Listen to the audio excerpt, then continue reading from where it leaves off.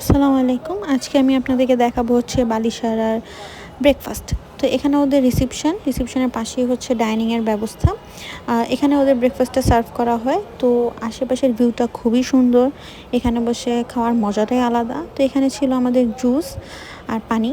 তো পুরো জায়গাটাই খুবই সুন্দর, মানে এত সুন্দর একটা এনভায়রনমেন্টে খাওয়ার মজাই মানে আলাদা।